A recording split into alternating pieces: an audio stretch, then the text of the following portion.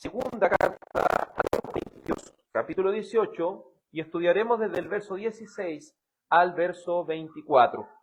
Y a medida que lo vaya encontrando, por favor, póngase de pie para que así leamos todos juntos. Segunda de Corintios, capítulo 8, verso 16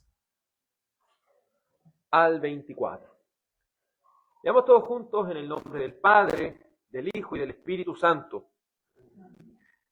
Pero gracias a Dios que pone la misma solicitud por ustedes en el corazón de Tito, pues él no solo aceptó nuestro ruego, sino que siendo de por sí muy diligente, ha ido a ustedes por su propia voluntad. Junto con él hemos enviado al hermano cuya fama en las cosas del Evangelio se ha divulgado por todas las iglesias. Y no solo esto, sino que también ha sido designado por las iglesias como nuestro compañero de viaje en esta obra de gracia, la cual es administrada por nosotros para la gloria del Señor mismo y para manifestar nuestra buena voluntad, teniendo cuidado de que nadie nos desacredite en esta generosa ofrenda administrada por nosotros, pues nos preocupamos por lo que es honrado, no solo ante los ojos del Señor, sino también ante los ojos de los hombres. Con ellos hemos enviado a nuestro hermano, de quien hemos comprobado con frecuencia que fue diligente en muchas cosas, pero que ahora es mucho más diligente debido a la gran confianza que tiene en ustedes. En cuanto a Tito, es mi compañero y colaborador entre ustedes. En cuanto a nuestros hermanos, son mensajeros de las iglesias y gloria de Cristo. Por tanto, muéstrele abiertamente ante las iglesias la prueba de su amor y de nuestra razón para jactarnos respecto a ustedes. Amén. Oremos. Amado Padre, ya se ha leído esta porción de las Sagradas Escrituras. Le ruego que me permita predicar esta palabra con fidelidad, que me permita predicar esta palabra siendo fiel al texto bíblico, y que por medio de tu Espíritu Santo pueda exhortar, pueda reprender, pueda también animar por medio de esta palabra, no solo a cada hermano, sino también mi vida, Señor. Te ruego, Dios Todopoderoso, que para tu gloria seamos edificados el día de hoy, y que ninguno de nosotros, que ni el más joven, Señor, ni el más viejo, quede sin entendimiento, que aún aquellos que no han nacido de nuevo puedan rogar por un nuevo corazón, puedan rogar para que puedan ser participantes de esta gracia abundante. Permítanos, Padre Celestial, hacer todo esto para tu gloria y para tu honra. Guárdenos también de todo comportamiento indecente, de todo aquello que entorpezca este culto.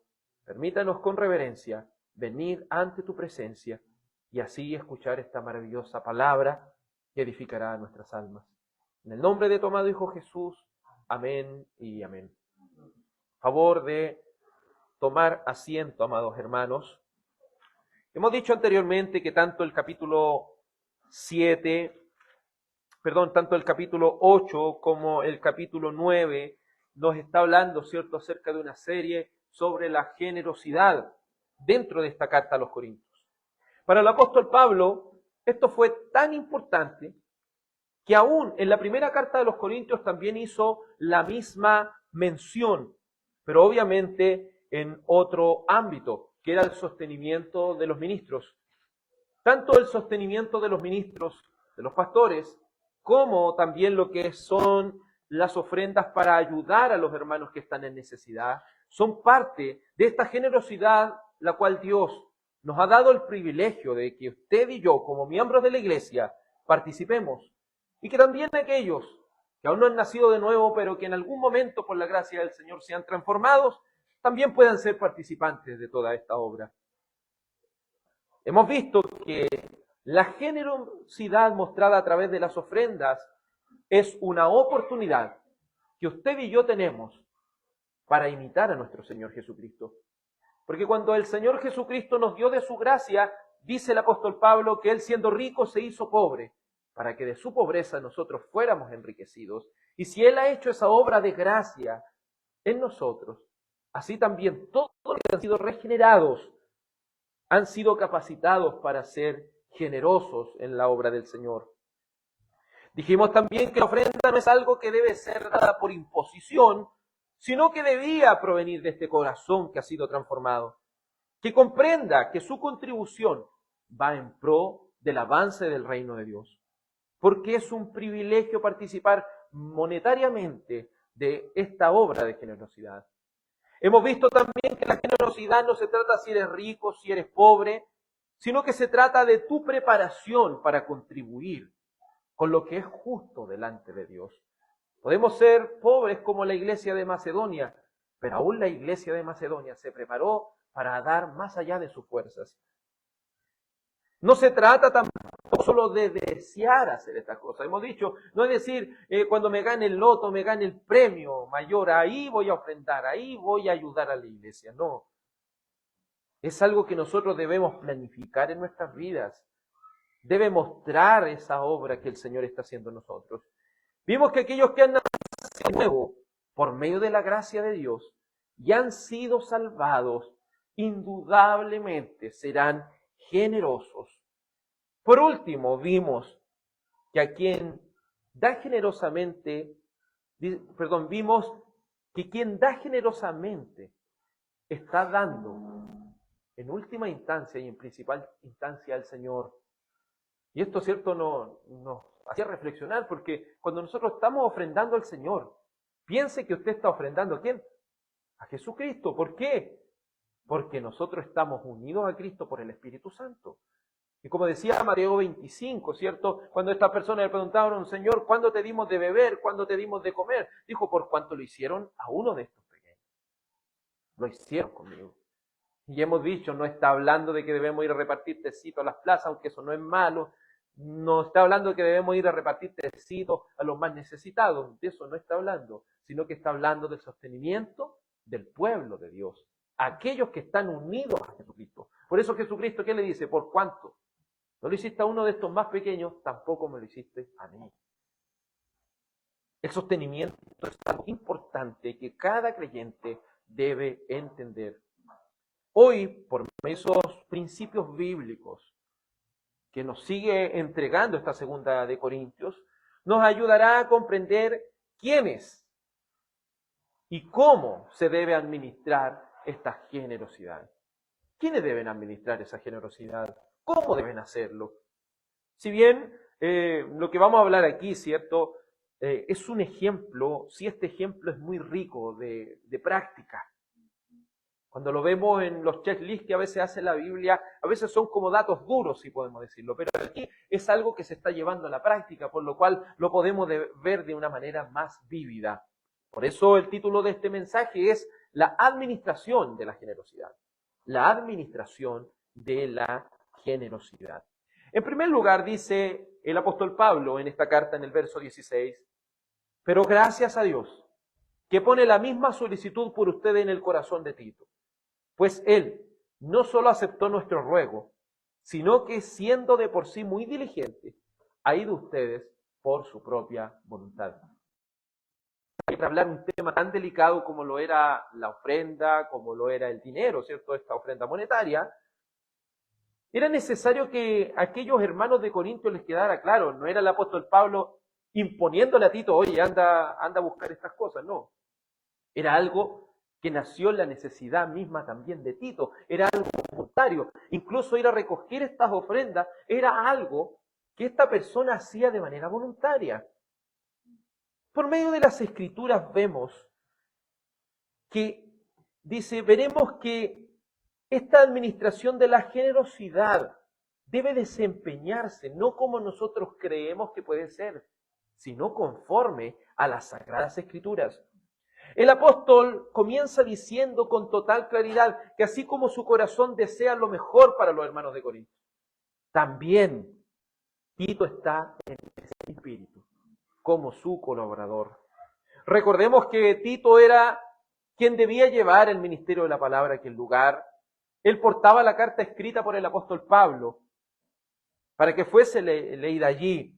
Él debía preocuparse de que la palabra de Dios llegase y fuera comprendida por los hermanos que estaban ahí. Pero como sabemos, uno de los temas que se iban a tratar era la generosidad. Que ellos debían dar de todo corazón para ir en ayuda a la iglesia de Jerusalén. Este era un tema delicado. Tan así que en los versos posteriores nos daremos cuenta de que no fue Tito quien era el encargado de recoger todo esto. Él llevaba consigo el ministerio de la palabra, él llevaba esa carta. Quien él era el encargado fue un hermano que fue elegido para este trabajo. Pues Tito no debía recoger y transportar la ofrenda. Eso debía ser realizado por un hermano que fue probado y apartado por la iglesia de Dios. No se especifica si este hermano apartado y probado por la iglesia para este trabajo era un diácono, la Biblia no lo dice. Pero sí podemos ver por medio de estos ejemplos que se parece mucho al trabajo que los diáconos deben realizar. Por ejemplo, cuando leemos el apóstol Pablo escribiéndole a Timoteo, nos damos cuenta que dentro de los requisitos de los diáconos está el no ser codicioso de las ganancias deshonestas. 1 Timoteo 3:8. Esto infiere que aquellos que han sido llamados a administrar la ofrenda de los santos, lo que le pertenece a Dios, son aquellos que han sido llamados al ministerio diaconal. El libro de Hechos, capítulo 6, verso 2 al 4, dice: entonces los 12 convocaron a la congregación de los discípulos y dijeron: no es conveniente que nosotros descuidemos la palabra de Dios para servir mesas. Por tanto, hermanos, escojan de entre ustedes a 7 hombres de buena reputación, llenos del Espíritu Santo y de sabiduría, a quienes podemos cargar tarea, y nosotros nos entregaremos a la oración y al ministerio de la palabra. La iglesia se estaba formando, ¿cierto? Y dentro de esta formación de la iglesia de Dios van surgiendo problemas a medida de que el número de los discípulos se está incrementando. Pero aquí hay una palabra que se utiliza y es servir las mesas. Tristemente, a veces cuando leemos estos textos, a veces nosotros lo tomamos literal. Se necesitaba gente que estuviese, ¿cierto?, ayudando en las mesas, pero de eso no se trata. Esta palabra, servir a las mesas, no es algo literal, sino es administrar los recursos económicos que iban en el sustento, iban en pro de la ayuda a los hermanos. Entonces aquí vemos que los diáconos hacían algo mucho más que servir mesas. Ellos administraban estos recursos para que aquellas viudas que estaban siendo desatendidas se les pudiese llegar el alimento. Entonces esto ya está despertando nuestro entendimiento de lo que verdaderamente se trata sobre aquellos que administran lo que es de Dios.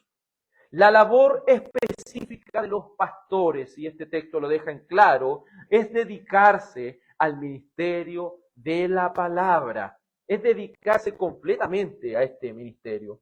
Nótese cómo Dios es tan ordenado para establecer su iglesia. ¿No te alegra, amado hermano y hermana, no te alegra que a Dios no se le va ningún detalle? Que hasta los detalles más mínimos están establecidos por Dios, porque como pudimos ver en la lectura del libro de Números, se fijó lo que se repitió una y otra vez, e hicieron conforme a lo que Dios dijo por medio de Moisés. Hicieron conforme, y se repite eso una y otra vez. ¿Acaso en el nuevo pacto no es igual? Todo lo que hacemos debe estar reflejado en las Escrituras. Entonces la labor específica de los pastores no era administrar las finanzas de la iglesia. No es, nuevamente lo repito, no es labor de los pastores administrar lo que son las ofrendas. Porque ¿qué es lo que estaban haciendo los apóstoles? Estaban manejando la palabra, la oración, y aparte de eso estaban manejando las finanzas que estaban llegando a todas las personas. Pero el trabajo era demasiado. Y el Señor permite que exista esa sabiduría de estos ministros que están diciendo: nosotros no vamos a hacer ministerio. Ahora es necesario que se abra un nuevo ministerio, que es el ministerio diaconal, aquellos que administren estos recursos. Entonces, ¿esto acaso te da confianza para seguir contribuyendo para la obra de Dios? es lograr el entendimiento de lo que verdaderamente las ofrendas significan, debiese a nosotros llenarnos de confianza de que lo que estamos haciendo es para la gloria de Dios. Y no es algo como lo vimos la vez pasada que vemos en la última de prioridad. Es como que estamos buscando y viendo si me puedo dar para el Señor lo que me sobre. No. Si uno entiende que es para el Señor, entiende que esa es nuestra prioridad y después vienen las demás cosas. Otra pregunta que debemos resolver antes de seguir avanzando. ¿Cuál es la misión de la iglesia? Porque recuerde que todo lo que como iglesia debe tener un propósito, debe tener una dirección. Y ese propósito y dirección debe estar alineado con lo que es la misión de la iglesia. Por ejemplo, si vamos a usar la ofrenda, ¿en qué se usan las ofrendas? Eso es lo primero que se pregunta. ¿Qué se puede hacer con esa ofrenda? Y ahí empiezan a tomar ideas que son buenas intencionadas, no decimos lo contrario, pero podemos estar seguros que el uso de las ofrendas, el uso que se está dando, se está haciendo conforme a la palabra de Dios. Y eso es lo que nosotros necesitamos preguntarnos cuando nos encontramos con este tipo de textos que nos enseñan acerca de cómo administrar estas ofrendas, cómo administrar esta generosidad. Nosotros debemos conocer cuál es esa misión. Cuando usted trabaja en una empresa grande, usted se da cuenta que en aquella empresa hay una política, y esa política traza cuál es el propósito de esa empresa.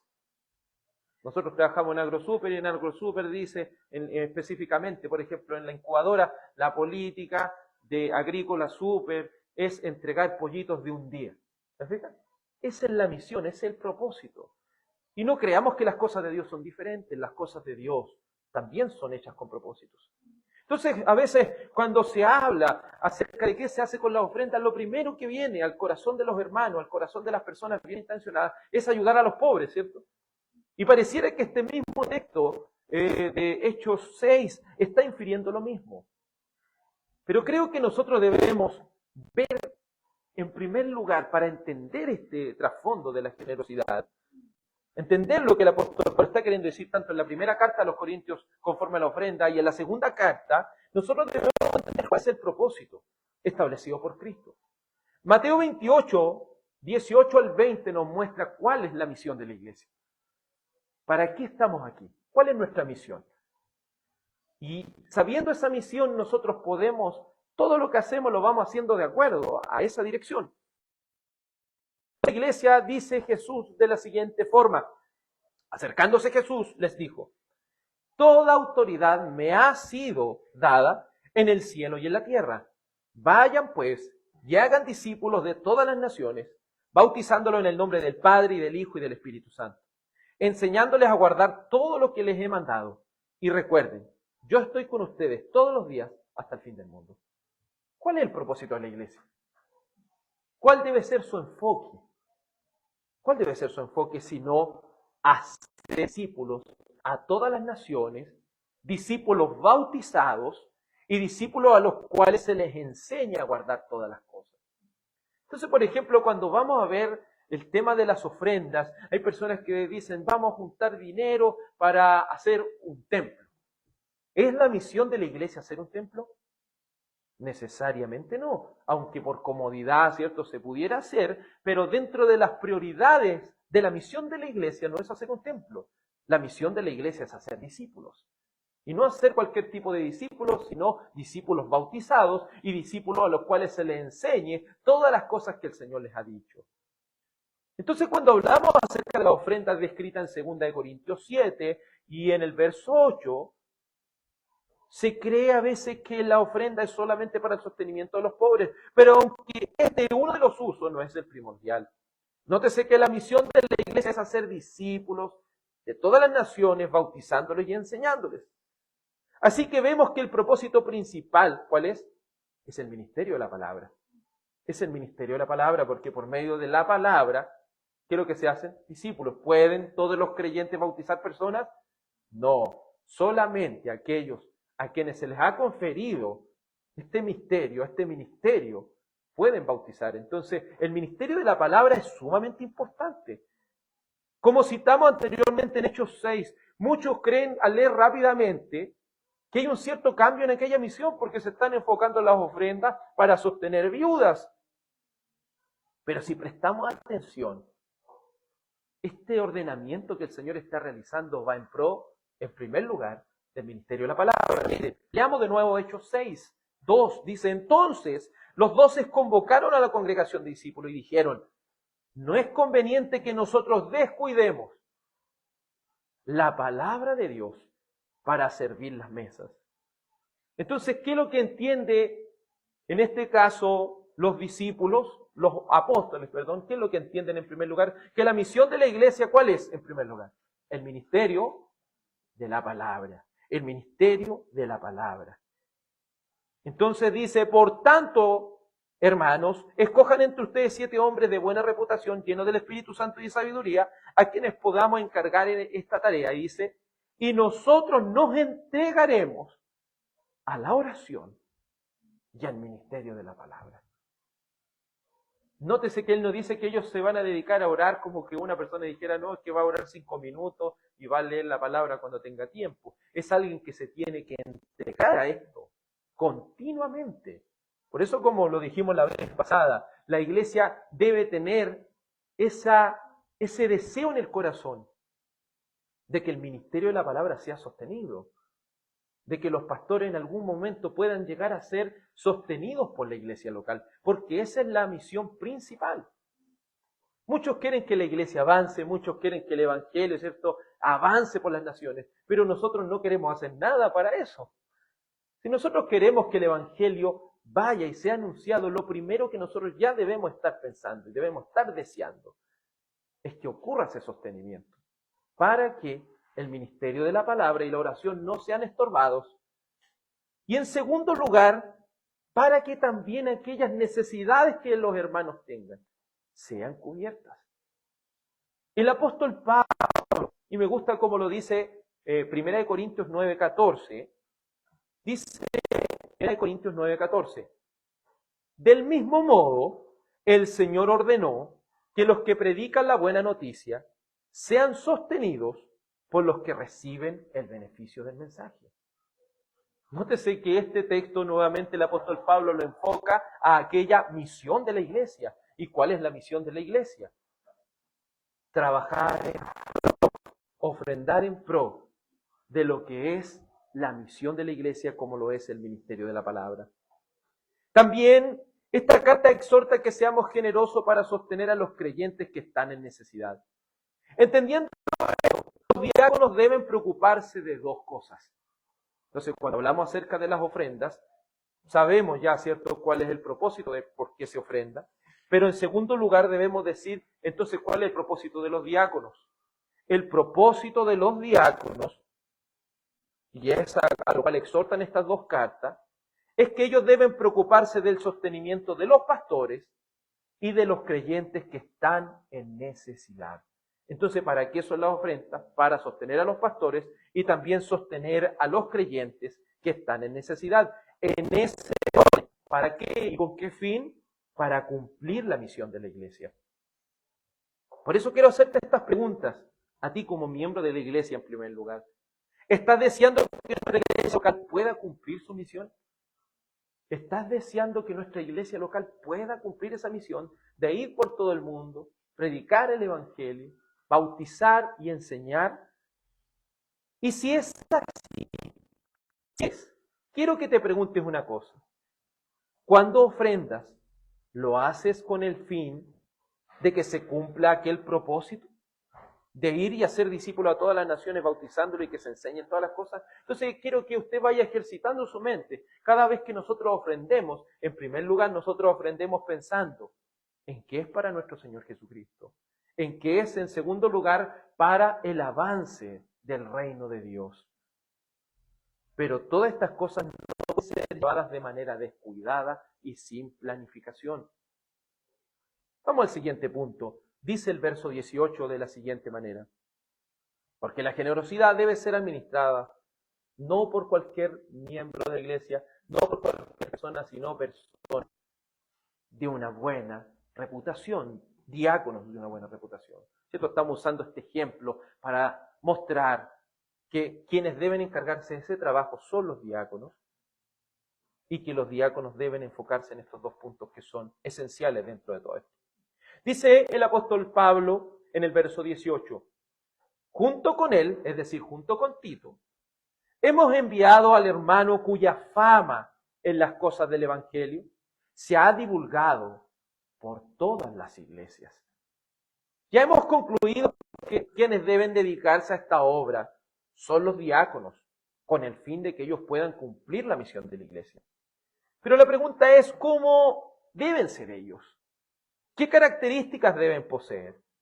Si bien el texto no está hablando literalmente de un diácono, sí hay principios de mucha utilidad para poner a prueba y reconocer a un diácono. Muchas veces hemos hablado de Timoteo 3:8 al 13, donde se describe cómo deben ser las características de un diácono. La hemos visto, pero muchas veces esos datos, si bien son importantísimos, sí a veces son datos duros que necesitamos verlos en aplicación. Y una de las maneras de ver estos datos en aplicación es este ejemplo que tenemos en 2 Corintios 8. Y dice, el apóstol en primer lugar, ¿sabe lo que hace? Da fe. Y las iglesias también. De que aquellos que están entregados o encargados, de este trabajo, para la gloria de Dios, posean una fama en el Evangelio. Y esto tiene mucha concordancia con lo dicho con los diáconos, por eso hacemos esta comparación. ¿Cuál es lo que los apóstoles dijeron cuando iban a elegir estos diáconos? Que sean hombres de buena reputación. ¿Se fija cómo concuerda? Aquí dice buena fama en el Evangelio. Debe ser un creyente, debe ser una persona nacida de nuevo y debe ser una persona que usted sepa, que conoce la misión de la iglesia. Una persona que sepa y desee y anhele que el reino avance. A Tito, por ejemplo, no se le necesitó ir a decirle, Tito, ¿por qué no vas allá? Él lo deseó junto con esas personas que iban a encargarse de recoger esta ofrenda. Es algo que ellos lo deseaban, no es algo que era impuesto. Eso también está en concordancia con lo que dice 1 Timoteo 3:10 acerca de los diáconos. Dice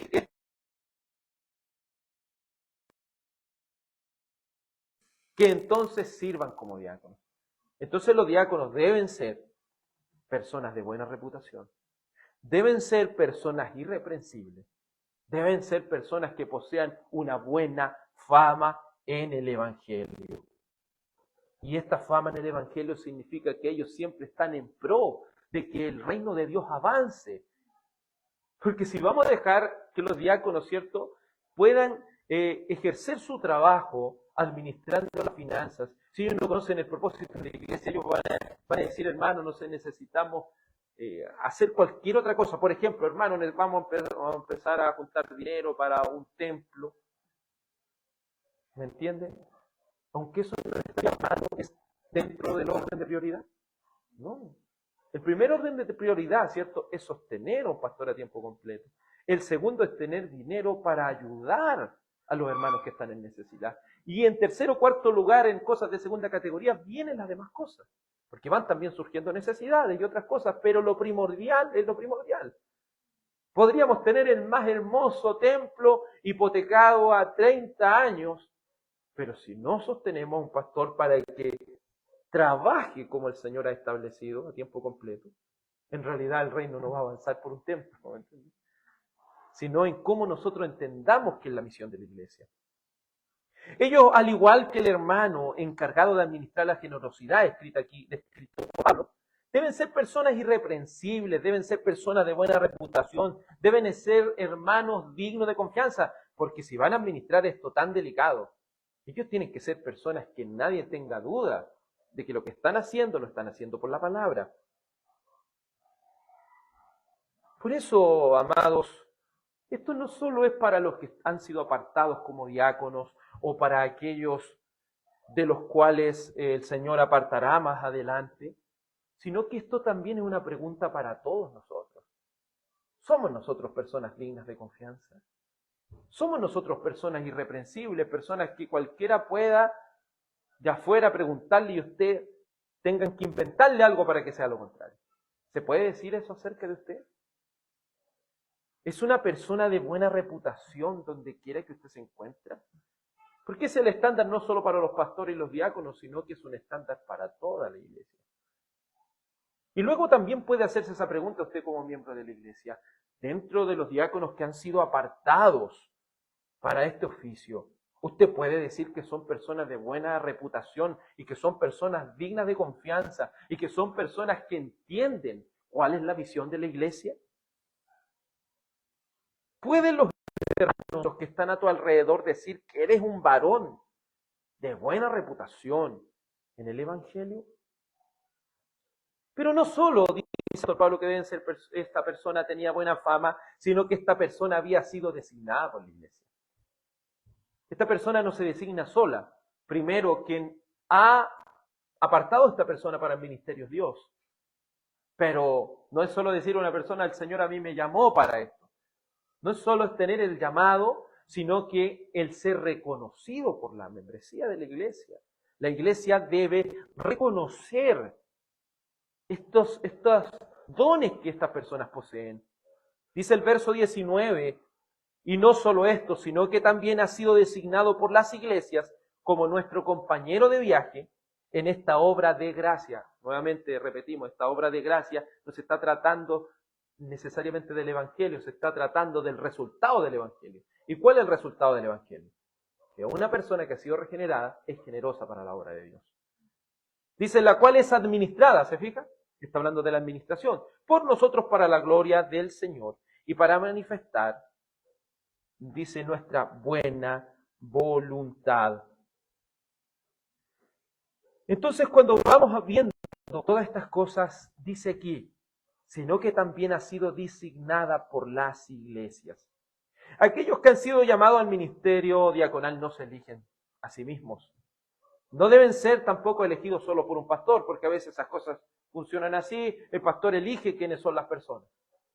No, el pastor puede entender qué personas tienen eso, pero quienes deben cerciorarse que esa elección se está haciendo bien, ¿quiénes?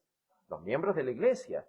Y luego el pastor puede usar su gobierno para ordenar a esta persona como diácono. Entonces, aquellos que han sido llamados al ministerio diaconal no deben ser elegidos solo por el pastor. Si bien es el pastor quien ocupa este ministerio, es la iglesia quien reconoce los dones en ellos, para que el pastor con limpia conciencia los encomienda a este ministerio. Aquí podemos ver el congregacionalismo en todo su esplendor. Aquello, ¿cierto? Como iglesia bautista creemos en el congregacionalismo, no es el pastor o el obispo el que manda, necesariamente, y se manda solo, por decir una cosa así, sino que es el pastor que tiene el gobierno, pero que es la iglesia quien tiene la llave de la libertad. Y esa consiste en que no se les imponga a nadie, sino que ellos puedan con limpia conciencia decir, sí, yo también veo lo que está viendo el pastor en ellos. Y luego así el pastor puede usar el gobierno. ¿Se fija qué precioso es como es el congregacionalismo? Y así también lo podemos ver en Hechos 6. ¿Qué pasa en Hechos 6? Son los apóstoles que dicen, yo quiero que este y esto otro sean diáconos. No. Mira lo que dice Hechos 6, 2. Entonces los 12 convocaron a la congregación de discípulos. ¿Quiénes son la congregación de discípulos? Sino aquellos que han nacido de nuevo, sino aquellos que son miembros de la iglesia. Se convocaron a los miembros de la iglesia y dijeron, no es conveniente que nosotros descuidemos la palabra de Dios para servirles. Y aquí viene, por tanto, hermanos, escojan de entre ustedes 7 hombres de buena reputación, llenos del Espíritu Santo y de sabiduría, a quienes podamos encargar esta tarea. Y nosotros nos encargaremos de la oración y el ministerio de la palabra. Y miren lo que dice el verso 5. Lo propuesto tuvo la aprobación de toda la congregación. Y escogieron, y ahí vienen, ¿cierto?, las personas que escogieron. Entonces, ¿qué es lo que tuvo? La aprobación de toda la congregación. Los hermanos, y es precioso cuando uno ve también en el idioma original, cuando dice la palabra escogieron en griego esa mano alzada. Sé que no solo de que murmuraron, no, ellos, sí, este hermano, yo veo que este hermano tiene estas condiciones. Yo veo que este hermano, lo he visto en el diario vivir. Por eso nosotros creemos también que cuando 1 Timoteo 3:8 dice, sean sometidos a prueba primero, es porque tienen que alguien verlo.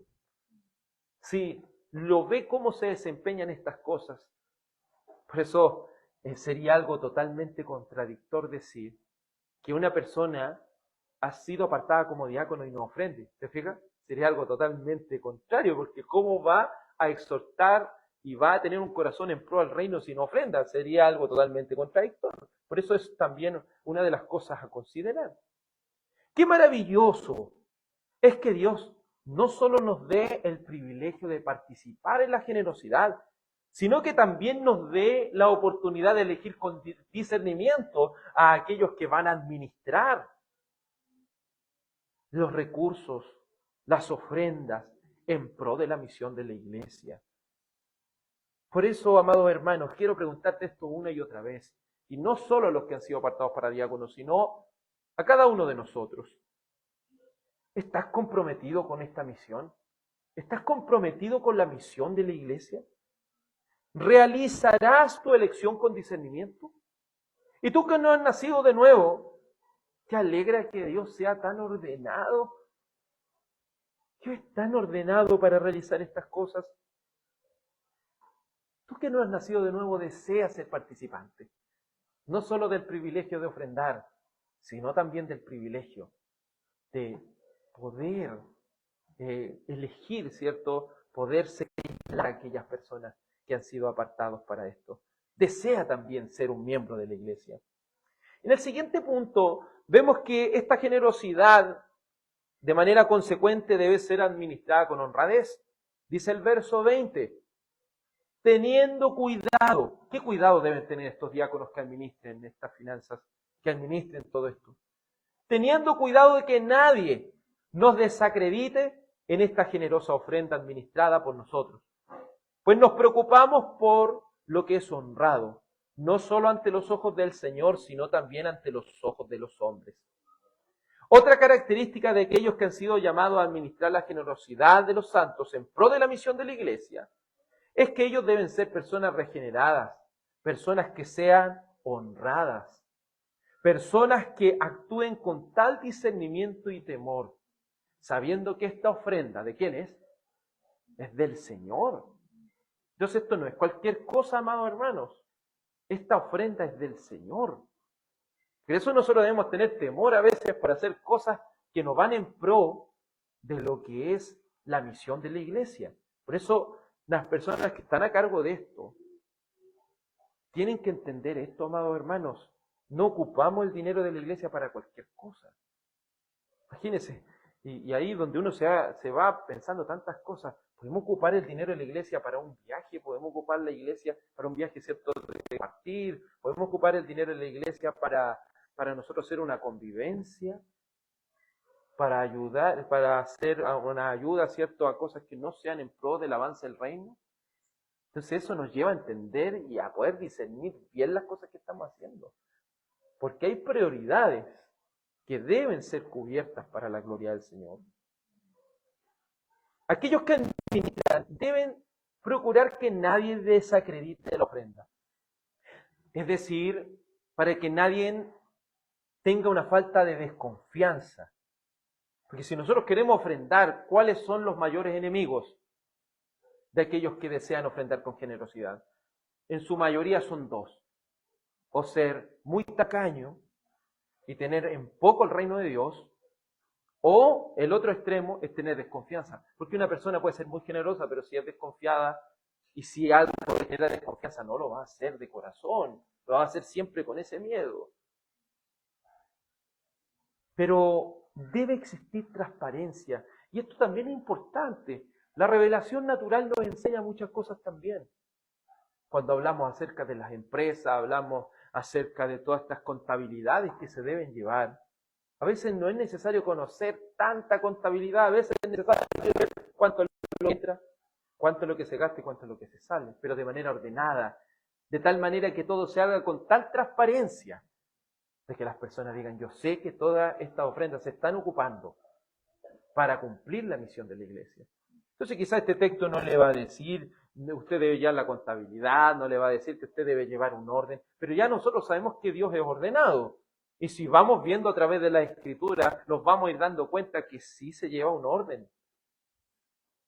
Entonces es necesario que nosotros ofrendemos así a tontas y a locas y a ciegas nomás y las cosas salgan así. No, tiene que haber un orden. Y ese orden debe cumplirse. ¿Y quién debe procurar que ese orden se cumpla? ¿Quiénes son? Los diáconos.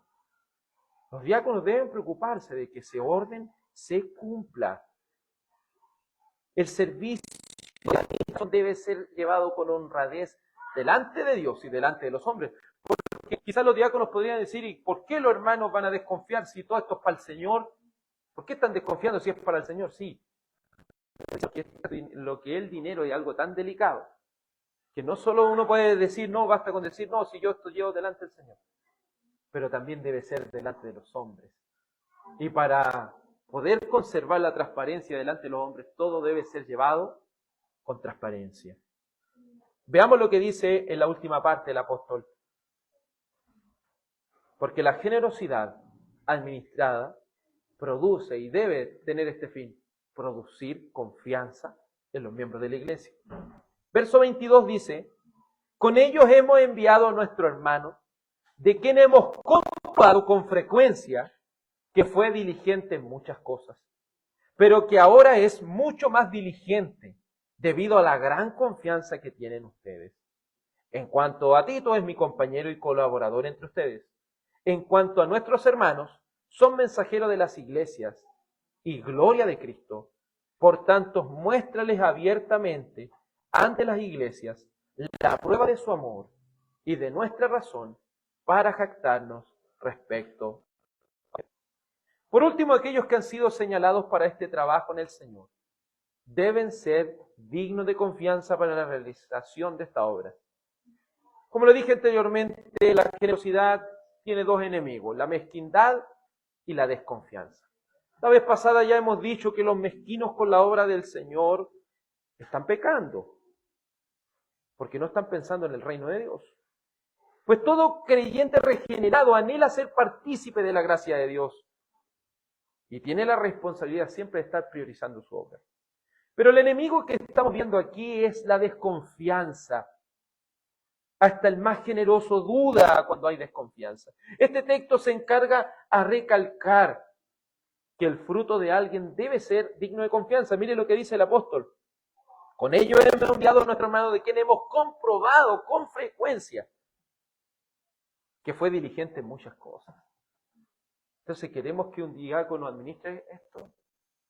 Nosotros debemos esto comprobarlo, de que ellos sean dignos de confianza y comprobarlo de tal manera de que no sea una vez que ellos fueron honrados, que no solo una vez entendieron la misión de la iglesia, sino que eso sea algo constante. Por eso es un tiempo de prueba prudente, para que ver cómo estas cosas se están desarrollando, si se están haciendo conforme la palabra del Señor.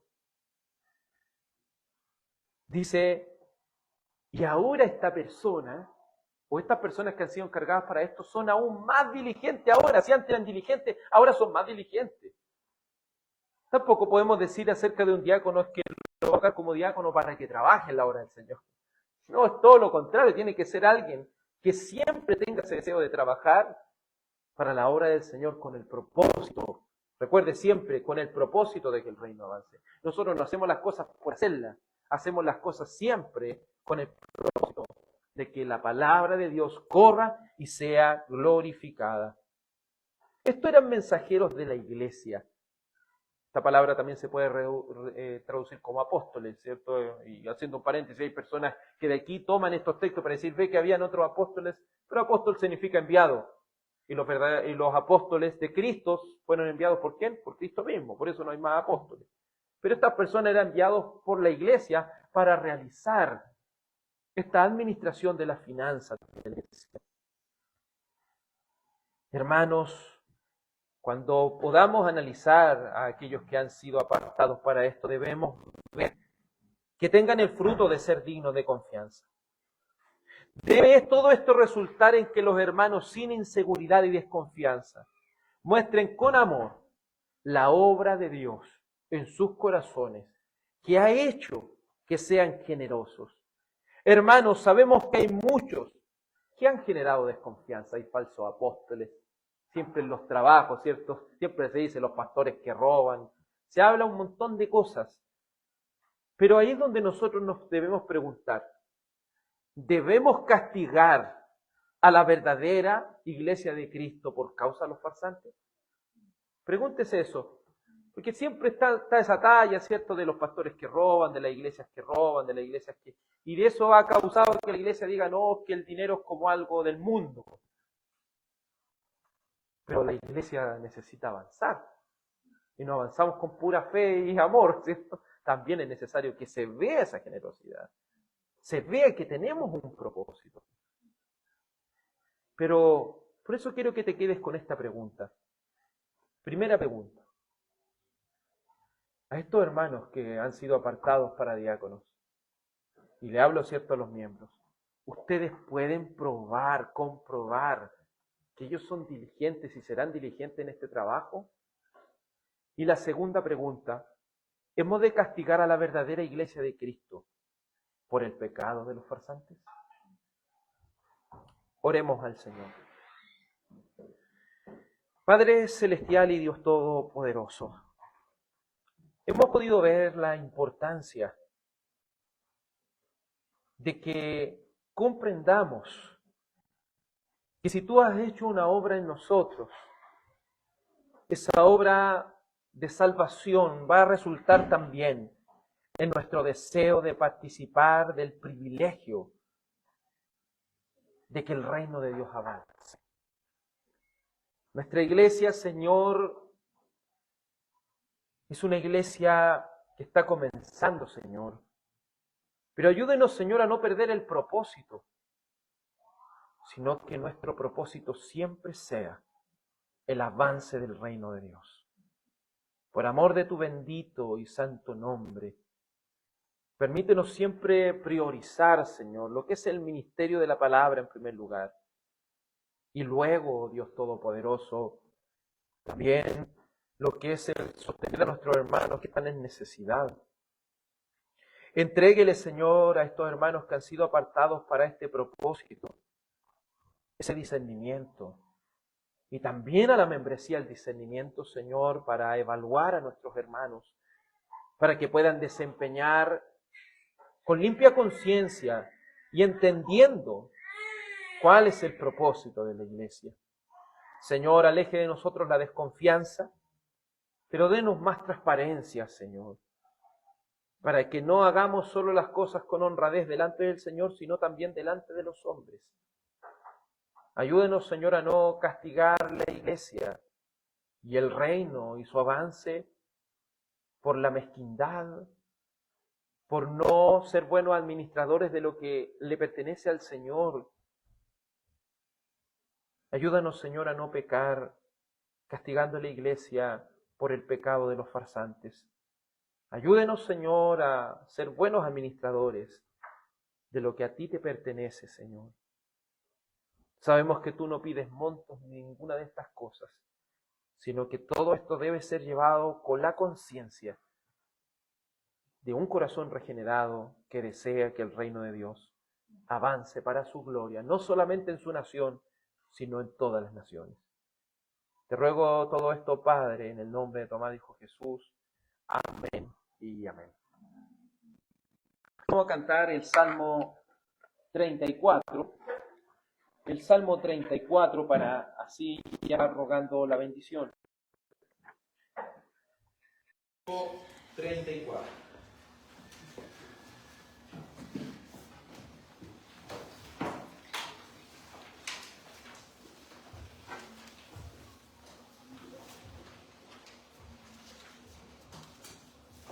Salmo 34. Dice la introducción a este Salmo 34 para que comentemos con entendimiento. Dice David, habiéndose escapado de Aquis, según lo que está escrito en 1 Samuel 12, compone este salmo que contiene tantas sentencias como versículos para mostrar el cuidado que Dios tiene para con los suyos y se presenta como un ejemplo por excelencia de bondad de Dios. El salmo de singular consolación. Cantemos este hermoso salmo al Señor. Bendeciré a Jehová todo el tiempo que viviré, su alabanza yo tendré en boca sin cesar. Mi alma se gloriará